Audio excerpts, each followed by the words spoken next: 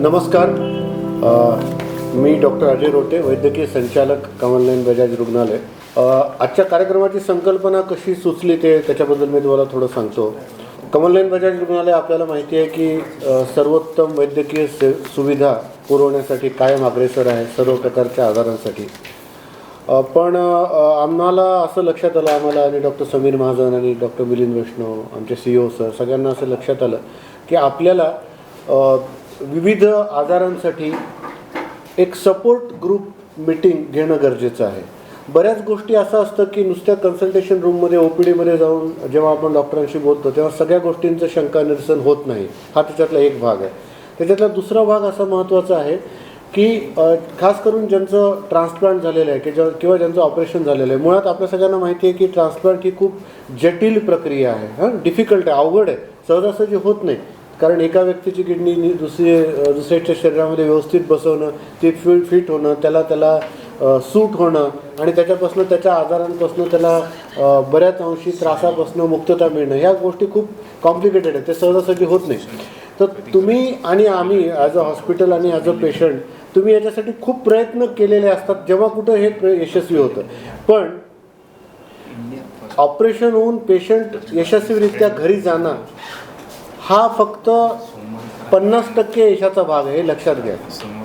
हे फक्त 50% यश आहे. उरलेलं 50% यश हे पुढे जी आपण नंतर ऑपरेशन नंतर पेशंट घरी गेल्यानंतर जी काळजी आणि उपचार नियमित चालू ठेवणे याच्यावर उरलेलं 50% यश अवलंबून आहे. त्याच्यासाठी हा आपला सपोर्ट ग्रुप मीटिंग घेण्याचा मानस आहे.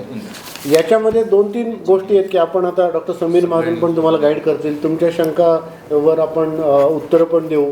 पण याच्या व्यतिरिक्त आपसामध्ये तुमचं जे इंटरॅक्शन होईल, जेव्हा तुमच्या लक्षात येईल की आपल्यासारख्या इतर लोकांना ज्यांचं ट्रान्सप्लांट झालेलं आहे त्यांना काय अडचणी आलेल्या आहेत किंवा त्यांनी मेडिसिन रेग्युलर घेतल्यामुळे काय फायदा झाला किंवा मेडिसिन बंद केल्यामुळे काय नुकसान होऊ शकतं, हे जेव्हा तुम्ही आपसात चर्चा कराल तेव्हा तुम्हाला ते आणखीन चांगल्या पद्धतीने लक्षात येईल. ते जगभरामध्ये ही संकल्पना आहे सपोर्ट ग्रुपची की आपण आधार ग्रुप तयार केलेला आहे की ट्रान्सप्लांट पेशंट, आपला उद्देश एकदम साफ आहे की ट्रान्सप्लांट झालं तर अशा व्यक्तीला पुढे त्यांनी नियमित औषधोपचार आणि निगा आयुष्यभर कंटिन्यू ठेवायची आहे, जेणेकरून त्याला ट्रान्सप्लांटसारख्या चांगल्या प्रोसिजरचा आयुष्यभर फायदा होईल आणि इतर गंभीर दुष्परिणाम कमीत कमी होतील. हा याच्या मागचा उद्देश आहे. त्याच्यानंतर मी डॉक्टर समीर महाजन यांना विनंती करतो की त्यांनी या विषयावर आपल्याला मार्गदर्शन करावं. त्याच्यानंतर आपण प्रश्नोत्तराचा कार्यक्रम सुरू करूया. Yes sir. तुमच्यातले बरेच लोक मला ओळखतातच आता आणि हा काही असा कार्यक्रम प्रश्न उत्तर किंवा असं काही नवीन माहिती द्यायची वगैरे असा काही प्रकार करण्याऐवजी बऱ्याच आजारांमध्ये जसा सपोर्ट ग्रुप नावाचा एक कन्सेप्ट असतो, तो कन्सेप्ट याच्यासाठी असतो की जसा किडनीचा आजार जो आहे CKD हा एका माणसाचा आजार नसून एका कुटुंबाचा आजार असल्यासारखा आहे. तुम्ही त्याचा सखोल जर विचार केला तर CKD एका व्यक्तीला झाला तर त्याचे आई वडील बहीण भाऊ बायको नवरा मुलं सगळ्यांना काही ना काही अडचणी येतात. म्हणजे एका रुग्णासोबत एका पेशंटसोबत एक नातेवाईक हॉस्पिटलमध्ये जातो, बाकीचे घरचे लोक त्याच्यासाठी पैसे कमवण्यासाठी पैशाची जोडताड करण्यासाठी धडपड करतात. त्याचा परिणाम मुलांच्या शिक्षणावर होतो. कधी कधी 6 महिने वर्ष 2 वर्ष शाळा कॉलेज सगळं काही कॅन्सल होतं.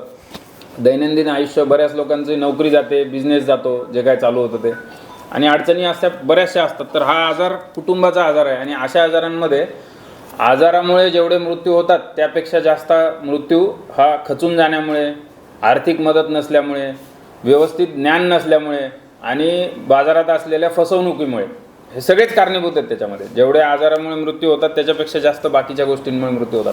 तर अशा आजारांमध्ये खरी माहिती मिळणे, आता मीच एकटा किंवा फक्त कमलनयन बजाजच खरी माहिती देतं असं काहीच नाही आहे. पण खरी माहिती मिळण्यासाठी पेशंट, रुग्ण, त्यांची फॅमिली यांच्यामध्ये संवाद असणं गरजेचं आहे. आणि तो संवाद व्हॉट्सॲप युनिव्हर्सिटीपेक्षा वैयक्तिक सपोर्ट ग्रुपमध्ये जर झाला तर तो खरा असतो आणि त्याच्यामध्ये तुम्हाला योग्य शास्त्रशुद्ध माहिती मिळणे किंवा अवेअरनेस आणि सर्वात महत्त्वाचं इंग्रजीत एक शब्द आहे इन्स्पिरेशन, ते मिळतं. म्हणजे आता तुमच्या या ग्रुपमध्ये समजा उदाहरणार्थ 15 रुग्ण आहेत, त्यापैकी 2 रुग्ण असे असतील जे एकदम पॉझिटिव्ह आहेत की मला काहीच होणार नाही, मला 25 वर्ष पुढचे काहीच होणार नाही. 15 रुग्णांपैकी 11 रुग्ण असे असतील की जे घरचा सांगतोय, डॉक्टर सांगतोय, उमेश सांगतोय, सुभाष सांगतोय, सागर सांगतोय किंवा शेजारचा सांगतोय म्हणून मी करतोय बाबा, जेवढा जगलो तेवढा जगलो, नाही तर नाही. आणि 2 रुग्ण असे असतील की ज्यांना मनातून असं वाटतं की बाबा माझं काहीच खरं नाही, मी मरणारच आहे, हे उगाच जबरदस्ती खर्च चालू आहे. तर आपल्याला ते 2 रुग्ण वाचवायचे आहेत. आणि ते 2 रुग्ण तुम्ही, मी, कोणी असू शकतो. तर जे निगेटिव्हिटी पसरलेली असते ती निगेटिव्हिटी कमी होण्यासाठी एकमेकांचे जे पॉझिटिव्ह माइंडसेट असतो काही लोकांचा आणि काही लोकांचा निगेटिव्ह असतो, काही लोकांचा काही बाबतींमध्ये निगेटिव्ह असतो. आता तुमच्यातले काही लोक असतील ज्यांनी कुठून काही मदत घेतलेली असेल, आर्थिक मदत म्हणा किंवा सोशल मदत म्हणा किंवा प्रेरणा, इन्स्पिरेशन, पॉझिटिव्ह ॲटिट्यूड, हे सगळ्या गोष्टींची देवाणघेवाण झाली तर तुमच्या सगळ्यांची फसवणूक पण कमी होईल आणि जे अडचणी येत आहेत त्याला तुम्हाला इझी चांगलं सोल्युशन मिळेल. तर ह्या इंटरॅक्शन, या प्लॅटफॉर्मवर माझी अशी अपेक्षा आहे की कुणीतरी एकाने उठून, जयंतने उठून प्रश्न विचारणे, मी फक्त उत्तर देणे, याला हे तर OPD चालू असतं. तर ह्याच्यामध्ये जयंतचा प्रश्न जर वाघमोडेंनी सॉल्व केला, ते सगळ्यात जास्त त्याचं सक्सेस आहे या प्रोग्रामचा. तर ह्याच्यामध्ये तुमचं एकमेकांसोबत, आणि हे व्हॉट्सॲपवर नाही होऊ शकत. व्हॉट्सॲपवर फक्त चुकीची माहिती पसरल्या जाते. व्हॉट्सॲपवर येणाऱ्या 100 बातम्यांपैकी 10च खऱ्या असतात. व्हॉट्सॲपवर येणाऱ्या 100 सल्ल्यांपैकी 10च खरे असतात, कारण ते प्रत्येकाला नसतात लागू. प्रत्येकाचं शरीर वेगळं आहे, आजार वेगळा आहे, सगळं वेगळं आहे. तर हे जसं सरांनी सांगितलं की हा पहिला प्रयोग आहे, फर्स्ट अटेम्प्ट आहे. तर ह्याच्यामध्ये जे काय तुमची एकमेकांशी ओळख होणे थोडीफार, आणि सपोर्ट ग्रुपसारखं एक इनिशिएटिव्ह आहे, जसं यांनी सांगितलं तसं दर महिन्याला किंवा 2 महिन्यातून एकदा जे काय असेल तर ह्याचा आपण, आणि ही गॅदरिंग मोठी होत जाणे, कारण कमलनयन बजाज हॉस्पिटलचेच ट्रान्सप्लांटच्या रुग्णांचा जवळपास 1,500 रुग्णांचा अनुभव आहे, सर्वात जुनं सेंटर आहे. तर इथल्याच लोकांचा आणि तुमच्या सगळ्यांच्या सहाय्यातून, याच्यातून काही कल्पना आल्या, संकल्पना आल्या आणि पुढे काही प्रोजेक्ट हाती घेतला, सर्वांच्या बेनिफिटसाठी जर काही आपल्याला ह्याच्यातून करता आलं तर ते सुद्धा करता येईल. म्हणजे जसं उदाहरणार्थ आता मेडिसिन्सच्या बाबतीतलं जे झालं, सरकारचा नियम बदलल्यामुळे 1च वर्ष झालं, मग आता त्याच्यासाठी अजून काय आयडिया येऊ शकतात का, त्याच्यासाठी आपल्याला काही करता येऊ शकतं का, हॉस्पिटलच्या लेवलवर आम्ही काही मदत करू शकतो का, या सगळ्या गोष्टींवर पॉझिटिव्हली विचार होऊ शकतो. त्यासाठी असे सपोर्ट ग्रुपचा उपयोग होऊ शकतो. तर मला वाटतं आता तुमच्यापैकी कोणाला बोलायचं असेल तर तुम्ही बोलू शकता, इथे येऊन तिथे जागेवर प्रश्न विचारू शकता. तुम्हाला आणखीन काय काय वाटतं, काय व्हायला पाहिजे, काय करायला पाहिजे, कारण आपण सगळ्यांनाच हा ग्रुप आपल्याला वाढवायचा आहे, काम करायचं आहे. आणि आपला काही म्हणजे आजचाच नाही, आता इथं आपला कायमचा संबंध असतो, फॉलोअपला येणं, भेटणं, हेच असे सजेशन वगैरे. हे बघा बाकीच्यांनी पण बोललं पाहिजे, तो विषय सुरू होतो. मुळात काय सगळ्यात महत्त्वाचा मुद्दा आहे की नंतर गोळ्या औषधी चालू ठेवणे, हा जो महत्त्वाचा मुद्दा आहे. ते म्हणजे आपल्याला सुरुवातीच्या मीटिंगमध्ये पण संजय सरांनी सांगितलेलं असतं, ट्रान्सप्लांट झालं म्हणजे ट्रीटमेंट संपली असं नाही, त्याच्यानंतर पुढे आपल्या गोळ्या औषधी नियमित चालू ठेवणं गरजेचं असतं. नाहीतर बरेचदा काही लक्षणं न जाणवता सुद्धा त्या ट्रान्सप्लांटपासून जो फायदा व्हायला पाहिजे ते होत नाही. तर याच्याबद्दल तुमचं काय काही अडचणी आहेत का, की नियमित तुम्ही घेता व्यवस्थित का, घ्यायचा कंटाळा येतो, काय म्हणणं आहे तुमचं याच्याबद्दल? आम्हाला असं लक्षात आलं की बरेच जण गोळ्या औषधी नंतर घेत नाहीत. ट्रान्सप्लांटून काही त्रास नाही, डायलिसिस बंद झालं, चांगलं वाटतं, मग गोळ्या कशाला घ्यायच्या, असं वाटलं नाही पाहिजे. हे सांगण्याचा एक प्रामुख्याने आमचा उद्देश होता. म्हणजे आता आपण जर भारतात विचार म्हणजे भारतात जर बघितलं आणि सायंटिफिकली जर आपण इंटरनेटवर थोडं सर्च केलं तर भारतात ट्रान्सप्लांट फेल होण्याचं प्रमुख कारण, म्हणजे सर्वात महत्त्वाचं कारण हे नॉन कम्प्लायन्स टू मेडिकेशन्स हे आहे. नॉन कम्प्लायन्स टू मेडिकेशन्सचा अर्थ काय की सांगण्यात आलेल्या औषधी, मग त्या गोळ्या असतील, इंजेक्शन असतील किंवा जे काय ट्रीटमेंटचा कोणताही प्रकार असेल, तर दिल्या गेलेल्या इन्स्ट्रक्शन्सपैकी काही इन्स्ट्रक्शन्स फॉलो केल्या गेले आणि काही इन्स्ट्रक्शन्स फॉलो नाही झाले. तर दिल्या गेलेल्या सल्ल्यांपैकी काही सल्ले पाळल्या गेले, काही सल्ले नाही पाळल्या गेले. आता याच्यामध्ये कारणं अनेक असतात. ॲज अ डॉक्टर मी जेव्हा इंटरॅक्शन करतो पेशंटशी, तर प्रत्येक वेळेला आर्थिक कारण असेल असं नाही आहे. म्हणजे आपल्याला असं वाटतं की बा पैसे नसल्यामुळे गोळ्या घेतल्या नाही, प्रत्येक वेळेला असं नसतं. पैसे काही वेळेला पैसे हा प्रमुख मुद्दा असतो, काही वेळेला पेशंटला काही त्रास नसल्यामुळे काही गरज नाही हा एक मुद्दा असतो, काही वेळेला चुकीचं मार्गदर्शन व्हॉट्सॲपवरून मिळाल्यामुळे इतर पॅथीची जी ट्रीटमेंट घेतल्या जाते तो एक मुद्दा असतो, काही वेळेला औषधींचं त्या डॉक्टरांनी किती समजून सांगितलं असेल तरी औषधींचे साईड इफेक्ट होतात या भीतीपायी औषधी कमी घेतल्या जातात. आणि काही वेळेला गोळ्या संपल्या आणि डॉक्टरला दाखवायला तारीख उशिराची आली, म्हणजे गोळ्या संपल्या पण त्या तारखेवर जाणं नाही झालं आणि काही कारणास्तव आणि 8-10 दिवस उशिरा आलो म्हणून 8-10 दिवस गॅप पडला. हा प्रकार अजूनही आजच्याही युगात बघायला मिळतो. आता या सगळ्या प्रकारांमुळे डॉक्टरांची व्हिजिट तारीख जरी चुकली, समजा 20 तारखेला तुम्हाला डॉक्टरांकडे दाखवायचं होतं, ते चुकून तुमची 28 तारीख झाली, तर डॉक्टरांनी तुम्ही समजून घेऊ शकता, पण तुमचं शरीर आणि किडनीला ते समजत नाही ना, तर त्यांना तिथे ट्रीटमेंट चालू राहणं गरजेचं आहे. जर सर्दी खोकला ताप ह्याची ट्रीटमेंट थोडीशी थांबली तर काही प्रॉब्लेम येणार नाही, पण किडनी ट्रान्सप्लांटचे इम्युनोसप्रेशनची जर ट्रीटमेंट तुम्ही थांबवली तर त्याचा थेट परिणाम किडनीवर होऊ शकतो आणि तो तेव्हा दिसणार नाही. म्हणजे ते चोरी करण्यासारखं आहे. चोर मागच्या 10 वर्षापासून चोरी करत असेल, त्याला शिक्षा कधी कधी अचानक 10 वर्षानंतर मिळते आणि एकदाच मोठी मिळते, तसा प्रकार आहे तो. कारण आपल्या किडनीमध्ये क्षमता खूप जास्त आहे. जोपर्यंत 50% किडनी फंक्शन खराब होत नाही, 50%, तोपर्यंत क्रिएटिनिन 1.5 ते 2च्या वर जाणार नाही बऱ्याच वेळेस क्रॉनिक केसेसमध्ये.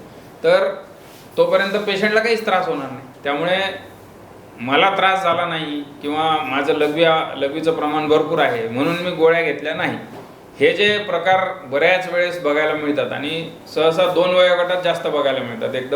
एकतर 17-18 वर्षाखालील मुलं किंवा वय वर्ष 50च्या पुढचे असलेले गृहस्थ. म्हणजे ते थोडंसं त्यांचं जे लहान असतात त्यांना समजत नाही बऱ्याच वेळेस, त्याचं महत्त्व जग बघितलेलं नसते, आणि जे जास्त मोठे आहेत त्यांनी इतकं जग बघितलेलं असते की सांगणाऱ्याचं महत्त्व कमी पडतं, सांगण्याचं इंटेन्सिटी कमी पडते. तर मग ते आता माझं ऑपरेशन झालं, 2-3 महिने मी यांचं ऐकणार सगळ्यांचं, मग त्यात घरचेही आले, डॉक्टरही आले, हॉस्पिटलही आले, आणि 2-3 महिन्यानंतर मग मी माझ्या मनाप्रमाणे करणार, माझं शरीर मला कळतं, त्रास काहीच होत नाही. हे प्रकार बऱ्याच वेळेस बघायला मिळतात, पण ते एकदम म्हणजे आत्महत्या केल्यासारखं आहे, ते किडनीची आत्महत्या केल्यासारखं आहे. तर आजच्या काळातही नॉन कम्प्लायन्स हाच सर्वात मोठा प्रॉब्लेम आहे, म्हणजे औषधी व्यवस्थित न घेतल्या जाणे. त्यानंतर बाकीचे सगळे येतात, म्हणजे जे रिजेक्शनमुळे किडनी फेल होऊन लोक डायलिसिसवर आलेले आहेत, त्यानंतर इन्फेक्शन झाल्यामुळे किडनी किंवा जीवाला धोका झालेला आहे, क्वचित रेअर केसमध्ये इतर आजारामुळे मृत्यू होऊ शकतो. हे सगळे प्रमाण 50% मध्ये आहेत. म्हणजे जर 100 ट्रान्सप्लांटपैकी 5 फेल होत असतील तर त्यातल्या 2.5 फक्त मेडिसिन व्यवस्थित न घेतल्यामुळे होतात, आणि उर्वरित सगळी कारणं हे 2.5 ट्रान्सप्लांट खराब करतात. पण जनरली 100 पैकी 95 ट्रान्सप्लांट हे सक्सेस होतात चांगल्या सेंटरवर. आता ज्यांचं 1 वर्ष झालेलं आहे ते हातवर करा बरं, ज्यांचं 1 वर्ष पूर्ण झालं बा. मी फक्त 4 महिन्यात रुटीन वर्क लागलो ट्रान्सप्लांट. मला एकदा क्लिनिकली बघू त्यांचं.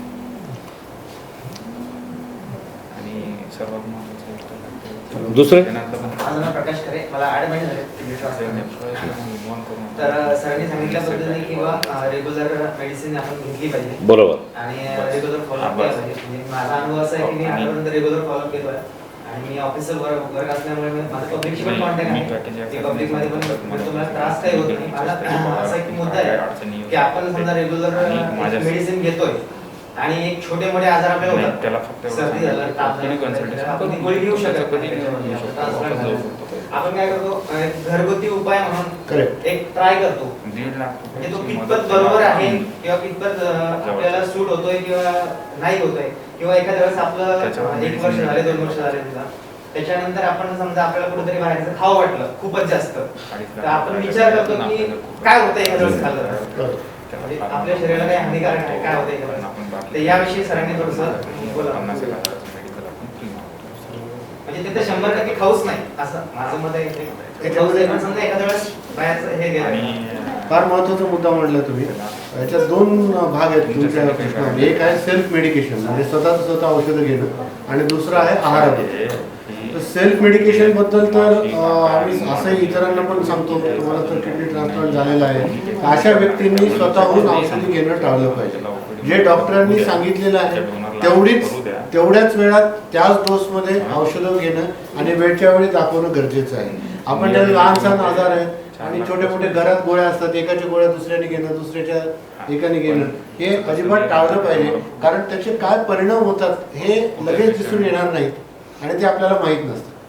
त्याच्यामुळे सेल्फ मेडिकेशन म्हणजे स्वतः औषधी घेणं स्वतःच्या मनाने, किंवा डोस कमी जास्त करणं किंवा बंद करणं हे घातक ठरू शकतं सर्वांनाच, पण तुम्हाला आणखीन जास्त, कारण तुमच्या शरीरामध्ये दत्तरूपित किडनी आहे, दुसरी किडनी आहे. त्याच्यावर काय परिणाम होऊ शकतो हे तुम्हाला नाही सांगता येत. डॉक्टर मिलिंदही तुम्हाला मार्गदर्शन देतो याबाबत. नमस्कार, माझं नाव डॉक्टर मिलिंद वैष्णव.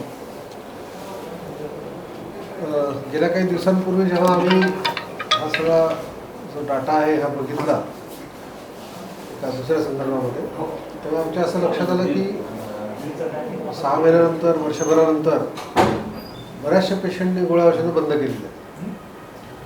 आणि जे म्हणजे हे आमच्यासाठी शॉकिंग होतं की तुम्हाला असं कोणीही डॉक्टरने सांगितलेलं नव्हतं की ह्या गोळ्या बंद करायच्या आहेत, किंवा वर्ष झालं की गोळ्या बंद करा, त्रास नसेल तर गोळ्या बंद करा, असं तुम्हाला कोणीही डॉक्टरने सांगितलेलं नसतं. मला ह्या गोष्टीचं खरंच आश्चर्य वाटलं की एखादी व्यक्ती एखाद्या एवढ्या मोठ्या ऑपरेशनमधून गेलेली आहे, त्या आजाराचा त्रास त्या व्यक्तीने भोगलेला आहे, आणि त्याच्याच आईने म्हणा, वडिलांनी म्हणा, भावाने म्हणा, बहिणीने म्हणा, पत्नीने म्हणा, त्याला स्वतःची जिवंत व्यक्तीने स्वतःची किडनी काढून त्याला दिलेली आहे. तर याच्या बाबतीमध्ये खूप त्यांनी सावध राहणं गरजेचं आहे असं अपेक्षित होतं. पण 8-10 लोकांनी सरळ गोळ्या बंद करून टाकल्या, मग ते रिजेक्शन होतं, त्याचं हळूहळू क्रिएटिनिन वाढायला लागतं, त्यांना इन्फेक्शन्स होतात, मग ते ॲडमिट होतात. मग आपण एवढा सगळा जो द्राविडी प्राणायाम केला ह्याचा उपयोग काय झाला? किडनी ट्रान्सप्लांटच्या वेळेस तुम्ही कोणत्या प्रोसिजरमधून गेलेला आहात हे जर आठवा तुम्ही, आणि तुम्ही नशीबवान आहात की तुम्हाला जिवंत व्यक्ती कोणीतरी मिळाला ज्यांनी किडनी दिली. तुमची पत्नी आहे किंवा बहीण आहे, आई आहे, ज्यांनी तुम्हाला किडनी दिली, म्हणून तुम्ही आज हे जग बघू शकताय. त्या लोकांना विचारा जे कोणीतरी व्यक्ती ॲक्सिडेंटने म्हणा किंवा इतर काही कारणाने मेंदूमृत होण्याची वाट बघतात आहे, म्हणजे की त्याची किडनी आपल्याला मिळेल. आमचे काही पेशंट आहेत गेल्या 2-2, 3-3 वर्षापासून वाट बघतात आहे कोणीतरी मृत मेंदूमृत व्यक्ती व्हावा, किंवा त्याची किडनी नंबरप्रमाणे आपल्याला मिळेल म्हणून, आणि डायलिसिस चालू आहे त्यांचं. तर एवढ्या सहजासहजी तुम्हाला किडनी मिळालेली आहे स्वतःच्या नातेवाईकाची, तर ह्याला जपून ठेवणं हे तुमची नंबर 1 रिस्पॉन्सिबिलिटी आहे, तुमची प्राथमिक जबाबदारी आहे. जेव्हा आपण डोनरची मीटिंग घेतो, इथे जो किडनी दाता असतो त्याची आपण इथे मीटिंग घेतो, त्यावेळेस ॲक्च्युली आमचा संबंध फक्त जो किडनी दाता आहे त्याच्याशीच असतो की त्याला सगळं समजून सांगणं. पण तरीसुद्धा त्यावेळेस पेशंट समोर असतो म्हणून आम्ही पेशंटला सुद्धा विचारतो की तुला हे पूर्ण माहिती आहे ना की तुला पूर्ण आयुष्यभर गोळ्या औषधं घ्यायच्यात म्हणून? तेव्हा तो हो म्हणतो, मला माहिती सांगितलेलं आहे म्हणून. आणि जेव्हा मी डेटा बघितला तेव्हा बऱ्याचशा लोकांनी गोळ्या औषधं बंद केलेली. हे म्हणजे सरळ आत्महत्या केल्यासारखं. आणि कदाचित जो दुसरा रुग्ण प्रतीक्षेमध्ये आहे त्याला जरी किडनी मिळाली असती त्याने त्याचा फायदा करून घेतला. आणि आत्ताच महाजन सरांनी म्हटल्यासारखं प्रत्येक वेळेस आर्थिक कारणाचं आहे असं नाही. बरेचदा निष्काळजीपणा, दुर्लक्ष, काही त्रास होत नाही आहे कशाला घ्यायच्या, किंवा आता आपण बरे झालो, आता डॉक्टरांवरचा विश्वास कमी होत असतो, आता व्हॉट्सअपवरचा विश्वास वाढत असतो आपण. हां, तर लक्षात घ्या, व्हॉट्सअपवर जी इन्फॉर्मेशन येते तुम्हाला त्याची कोणीही जिम्मेदारी घेत नसते. जो काही तुम्हाला जर त्रास झाला त्याला फॉलो करून त्याप्रमाणे वागून जर तुम्हाला त्रास झाला, कोणी त्याची जिम्मेदारी घेतं का? पण आम्ही जी काही औषधं तुम्हाला देतो त्याची जिम्मेदारी आम्ही घेतलेली असते. आम्हाला माहिती आहे हे औषधं तुम्हाला लागणार आहेत म्हणून. तर माझी तुम्हाला सर्वांना कळकळीची विनंती आहे तुम्ही तर असं करूच नका जे कोणी रुग्ण असतील त्यांनी, आणि इतरही जे कोणी असे किडनी प्रत्यारोपित झालेले रुग्ण आहेत त्यांना तुम्ही सांगा की कृपा करून गोळ्या औषधं बंद ठेवू नका, आणि ज्या डॉक्टरांकडे नेफ्रॉलॉजिस्टकडे तुमचं किडनी ट्रान्सप्लांट झालेलं आहे त्यांच्याशी पिरियडिकली वेळोवेळी त्यांच्याशी संपर्कामध्ये राहायचं. आम्ही आता सरांचे बरेचसे पेशंट असे गोळ्या बंद करतात, सुरू झाला ताप सुरू झाला तर TBच काय होतं, अजून काहीतरी होतं, हे होतं, सुरू झालं. थोडं तुम्ही विचार करा की जेव्हा किडनी ट्रान्सप्लांटचं सगळं चाललं होतं तेव्हा तुम्हाला किती त्रासामध्ये होतात तुम्ही. 25 प्रकारचे कागदपत्र, फोटो, हे ते सगळं जमा करा, गोळा करा, आणि इतक्या सहजासहजी तुम्ही गोळ्या कशा काय बंद करू शकता. बरोबर झालं बोलून. ह्या गोळ्यांचा फायदा जास्त असतो. प्रत्येक गोळीचं काही ना काहीतरी छोटा मोठा दुष्परिणाम असतोच. आम्ही डॉक्टर लोक जेव्हा तुम्हाला एखादा उपचार देतो, काही गोळ्या औषधं देतो, तेव्हा त्याचा फायदा जास्त असतो आणि दुष्परिणाम कमी असतात म्हणूनच देतो. जर दुष्परिणाम जास्त असतील तर आम्ही तुम्हाला कधीच देणार नाही त्या गोळ्या औषध. या गोळ्या बंद केल्यामुळे पेशंट दगावलेले आम्ही बघितलेले, हेच करता येते नंतर. म्हणून कृपा करून या गोळ्या बंद करू नका, गोळ्या चालू ठेवा. अवयवदान हे मोठं महत्त्वाचं काम तुमच्या नातेवाईकांनी केलेलं असतं. त्याला थोडासा मान द्या, त्याच्या अवयवांना थोडासा मान द्या. ठीक आहे. तुमचा एक प्रश्न होता. अँटीबॉडी रिजेक्शन जे आहे हम्म. तर त्याच्याबद्दल थोडीशी तुम्ही माहिती द्या. जे कॉमन रिझन गोळ्या बंद करणे हेच कॉमन रिझन आहे. बाकी रिझन फार अनकॉमन आहेत. मेन ते आणि डायलिसिसवर असताना ब्लड दिलं गेलं असेल तर रिस्क थोडी वाढते. त्यांचा जो सेल्फ मेडिकेशनचा प्रश्न होता सरांनी ऑलरेडी जसं सांगितलं. किरकोळ ताप, तात्पुरता इलाज, म्हणजे आता समजा रात्री काही प्रॉब्लेम आला उद्या सकाळपर्यंत तर पॅरासिटामॉल गोळी सेफ आहे. बाकी पॅरासिटामॉल सोडून इतर कुठलीही मेडिसिन घ्यायच्या आधी कुठल्या ते तुमच्या एकतर किडनी ट्रान्सप्लांट फिजिशियन जे कोणी असतील त्यांना किंवा हॉस्पिटलमध्ये येऊन एखाद्या MD डॉक्टर फिजिशियन कुणाला तरी कन्सल्ट करणं गरजेचं आहे. कारण बऱ्याचशा मेडिसिन्सचे ट्रान्सप्लांटच्या मेडिसिन्ससोबत इंटरॅक्शन असतात. इंटरॅक्शन म्हणजे काय तर आता तुमच्यापैकी बऱ्याच लोकांना टॅक्रोलिमस, मायकोफिनोलेट, वायसोलोन किंवा ओमनाकॉटिल ह्या मेडिसिन्स सुरू असतात. तर यांचा काम करण्याचा कालावधी ठरलेला असतो. जशी आपली 8 तासाची ड्युटी फिक्स्ड असते तशी या गोळीची पर्टिक्युलर शरीरात ड्युटी असते. तेवढा वेळ ती मेडिसिन काम करते, नंतर लेवल कमी होते आणि मग आपण दुसरी गोळी घेतो. तर हे जे ड्युरेशन ठरलेलं आहे, हे जे काळ ठरलेला आहे त्या गोळीचे, त्या मेडिसिनचे, त्या औषधाचे कालावधी, काम काढण्याचा कालावधी हा लिव्हर आणि किडनीशी संबंधित असतो. तर हा कालावधी जर एखादा दुसरा औषध ह्याच्या रस्त्यात अडथळे तयार करत असेल तर या मेडिसिनचा तिथे काम करण्याचा कालावधी वाढतो आणि त्याचे परिणाम चांगले किंवा वाईट होण्याची शक्यता असते. जर एखादं औषध असं असेल की जे ह्या मेडिसिनला घेऊन शरीराबाहेर लवकर पडते तर मग ह्या मेडिसिनचा कालावधी कमी होतो. तर त्याला म्हणतात ड्रग इंटरॅक्शन्स. तर त्यामुळे मेडिसिन्स कुठलेही घ्यायच्या आधी 2 वेळेस ह्या दोन्ही अँगलचा विचार करणं गरजेचं आहे. आता हे गुगल मेडिसिन किंवा इंटरनेट मेडिसिन याचा अभ्यास करून उपयोग होत नाही. कारण आपण विचार करायला गेलं आणि गुगलवर जर बघायला गेलं तर अगदी ऑगमेंटिनने सुद्धा मृत्यू झालेले आहेत. तर त्यामुळे तुम्ही जर इंटरनेटवर टाकलं की तुम्हाला एखादी टॅबलेट घ्यायची आहे त्याचा आणि या मेडिसिनचं इंटरॅक्शन आहे का, तर जवळपास 99.99% आहे असंच येणार. तर त्यामुळे इंटरनेटवरचं असलेली माहिती, जसं उदाहरणार्थ एखादं व्हेकल आपण विकत घेताना ॲक्सिडेंट होऊ शकतो का असं जर टाकलं तर ॲक्सिडेंट होऊच शकतो 100%. पण होतो का, हजारातनं एखाद्या वेळेस होतो. तर यासाठी डॉक्टरची मदत गरजेची असते, जे दररोज हे रुग्ण बघतायत, हे मेडिसिन्स हाताळतायत आणि हे मेडिसिन्स आपण यूज करतो, प्रत्यक्षात वापरतोय. तर त्यामुळे पॅरासिटामॉल गोळी सोडून कुठलीही मेडिसिन घेताना 2 वेळेस विचार करणं आणि त्याचं MD मेडिसिन फिजिशियन लेवलवर किंवा किडनी ट्रान्सप्लांट टीमपैकी कोणाच तरी चर्चा करून मग घेणं गरजेचं आहे. हे झालं सेल्फ मेडिकेशन. आता खाण्याबद्दलच्या गोष्टी तर बाहेरचं किंवा घरचं असं काही वेगळं नसतं, पण अशुद्ध खाणं टाळायला पाहिजे, इन्फेक्शन होईल अशा गोष्टी टाळायला पाहिजे. तर पॅकेज जर आयटम असतील काही फूड आयटम्स तर ते खाऊ शकतो आपण. परत एखाद्या ठिकाणी जर चांगलं शुद्ध बनवलेलं असेल तर ते खाऊ शकतो. आणि स्पायसी किंवा ऑइली पदार्थ तर स्टिरॉइड्स जवळपास तुमच्यापैकी बऱ्याच लोकांनी स्टिरॉइड्स घेतलेले आहेत आणि चालू आहे, तर त्यामुळे पोटात अल्सर होण्याची शक्यता जास्त असते. मग आपण जर तिखट किंवा स्पायसी खाल्लं तर पोटाचे अल्सर होऊन आणखीन नवीन अडचणी येण्याची शक्यता असते. म्हणून स्पायसी वगैरे आपण टाळायला सांगतो, सिंपल जेवण करायला सांगतो. बाकी त्याचं असं स्पायसी चालत नाही असं काही नसतं किडनीच्या आजारामध्ये. दुसरं ऑइली, तर बऱ्याच लोकांचं स्टिरॉइड्समध्ये वजन वाढलेलं असतं, फॅट वाढलेलं असतं. आता ऑइली पदार्थ किडनी ट्रान्सप्लांटच्या रुग्णांनीच नाही, सगळ्यांनीच कमी करायला पाहिजे.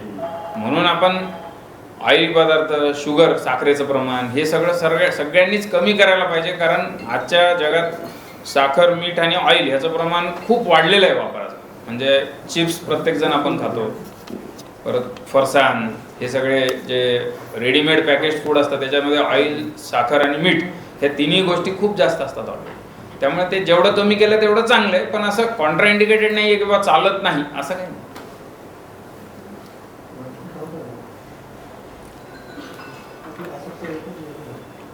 आणखीन विचारायचं कोणाला काही? काही विचारायचं बोलायचं Yes. आपण आता पेशंट बद्दल सांगितलं माहिती. आता जो डोनर असतो त्याला काय प्रिकॉशन घ्यायचे अजून याच्या व्यतिरिक्त?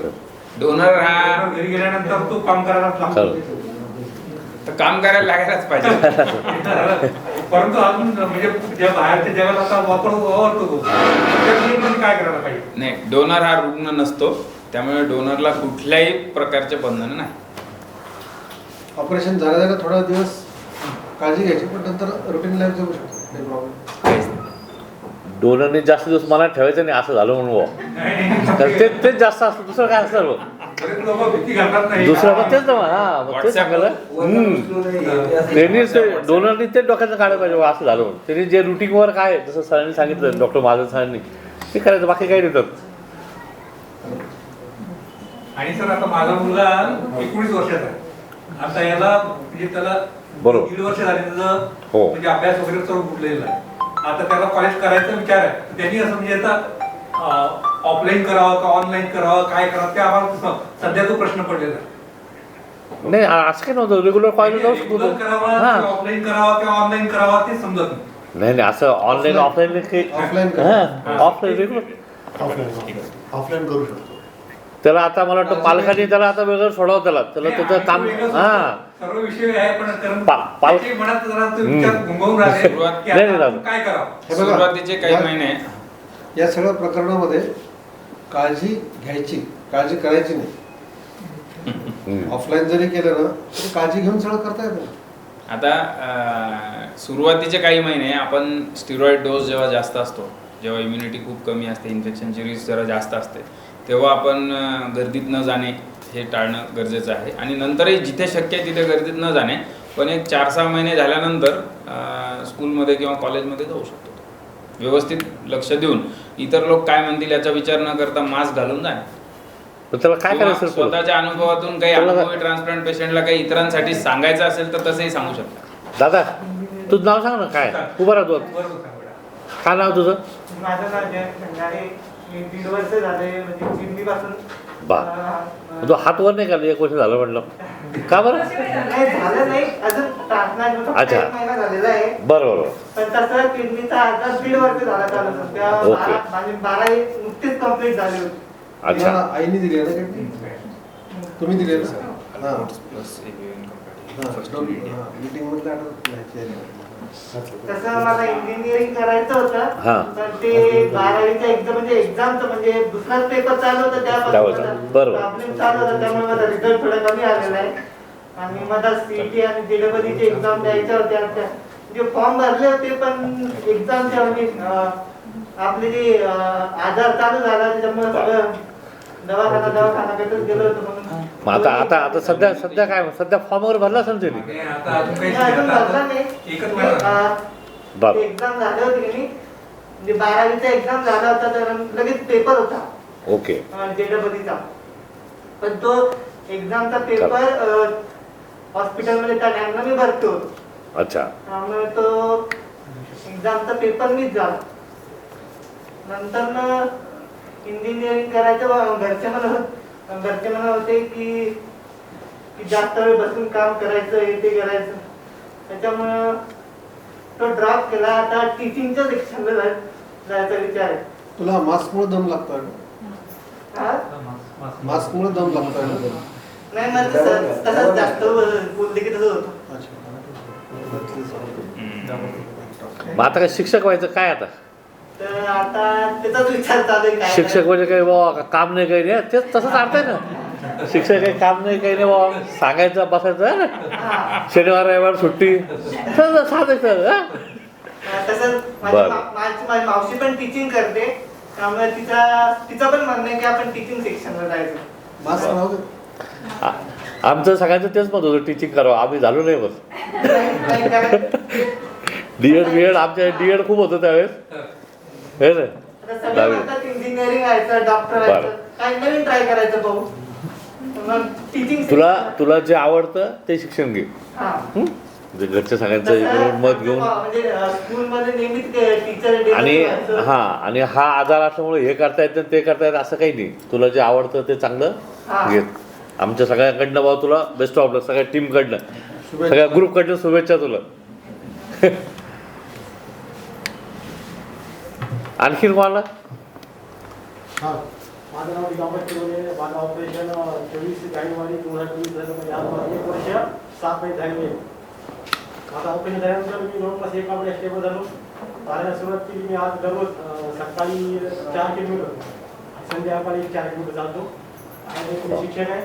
मी 10 वर्ष बिनपगारी काम केलं. आणि माझं ऑपरेशन झाल्यानंतर माझं हॉस्पिटल निघालं, 100% काम झालं. आता मला पगार सुरू आहे. दररोज शाळेत जातो, टीचिंग करतो. वर्गामध्ये 60 क्लिअर असतात. वा वा, छान, वा वा. गुड. सगळ्या चालू शकतो. माझा फॉर्म प्रत्येक महिन्याला असतो 10,000. आणि कुठल्या शाळेत आहे सर? मी हिंगोलीचे वसमत तालुका आहे. त्याच्यात मला बहिणी शिक्षण करतो. बा मेन चौकातच आहे मग, बस स्टँडच्या तिथे.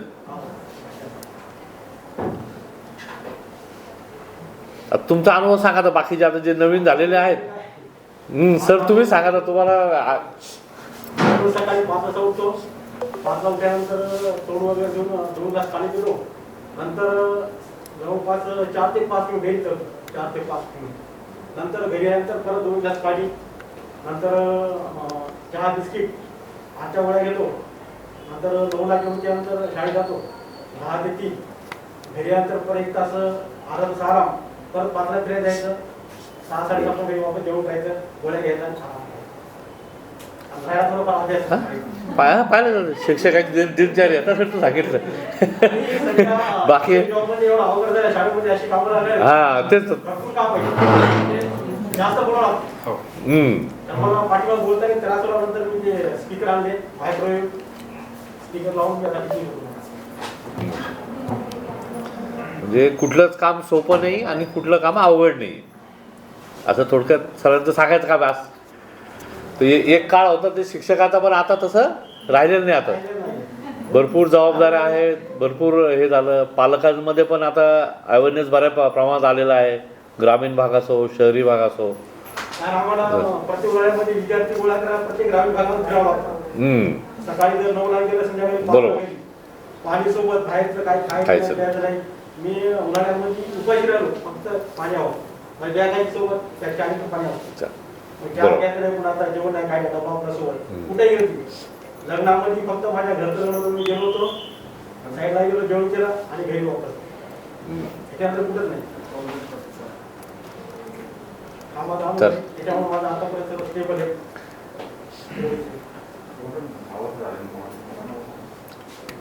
कोण आहे आता? माझं नाव राजेश चव्हाण. मी रापूर तालुक्यातील भोकर गावातील आहे. तर मला 3 वर्ष झाले.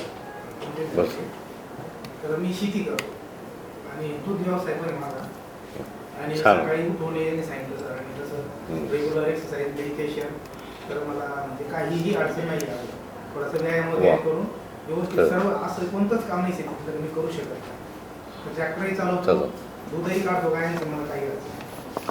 आता आपण यासाठी अनुभव घेतो किंवा त्यांचा तुम्हाला मोटिवेट जे आता हे झालेले आहेत, काय करावं बाबा काय नाही, असं काय नाही असं होईल, तसं काही होणार नाही. आता तसं सांगितलं शिक्षक आहेत आपले, सर आहेत आता श्रीरामपूर, त्यांनी सांगितलं त्यामुळे तुम्ही असं मनात कोणी आणू नका बुवा की हेच करायला पाहिजे तेच केलं ना असं होईल. सगळेजण सगळं काम करू शकतात, फक्त पथ्य पाळणे, रेग्युलर फॉलोअप, आहार, व्यायाम, गोळ्या न बंद करणे हे एवढं फक्त लक्षात राहू द्यावं. पॉझिटिव्ह विचार करायचा. बाकी निगेटिव्ह जसं सर म्हटलं का व्हॉट्सॲप, गुगल त्यात तर लिमिट नाही. तुम्ही 24 तास पाहू शकता. ते रिचार्ज केलं की तेच काम आहेत. काही काही पोरं तेच करतात घरी, रिचार्ज केलं चालू द्यावं. त्यामुळे थोडं काळजी घ्यायची आपण बनवावं, पॉझिटिव्ह विचार करायचे. त्यामुळं मग असं आपण दर महिन्यात किंवा 2 महिन्यात मिटिंग अरेंज करणार आहे आणि यायचं बुडवायचीच नाही. कारण कोणी नवीन सांगणार नाही तुम्हाला, नाही तर मग तेच गोळ्या डोक्यात राहील आपल्या की असं आहे, असं आहे, हे असं आहे. याच्यामध्ये मग काही आपल्या आजूबाजूचे टोमणे मारत असतात, तुझं आज झालं तू ते करू नको, ते उचलू नको, तू असं नको करू. पण आता इथं जेव्हा तुम्ही अनुभव ऐकतात तेव्हा तुम्हाला नाही वाटतं जसं सरांनी सांगितलं, दादांनी शेतीचा अनुभव सांगितला, आता आपल्याच परिवारातलेच ते.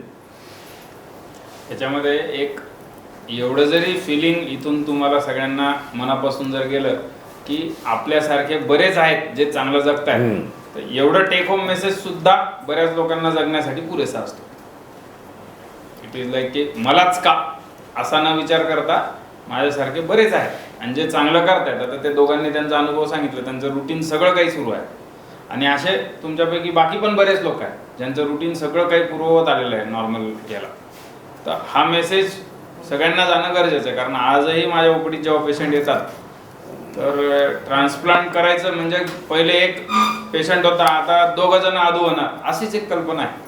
आणि मला वाटतं तुमच्यापैकी सगळेच जण हे ॲग्री करतील की 2 जण आदू होत नाहीत, उलट 2 जण मोकळे होतात आजारातून.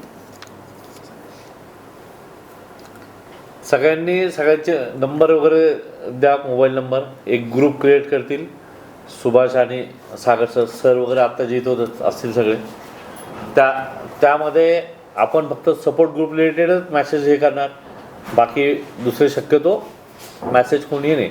पण आपण तुमच्याकडनंच कल्पना की सर पुढच्या मीटिंगमध्ये तुम्ही हा विषय बोलूया, पुढच्या विषय तो बोलूया, असं तुम्हीच सांगायचं.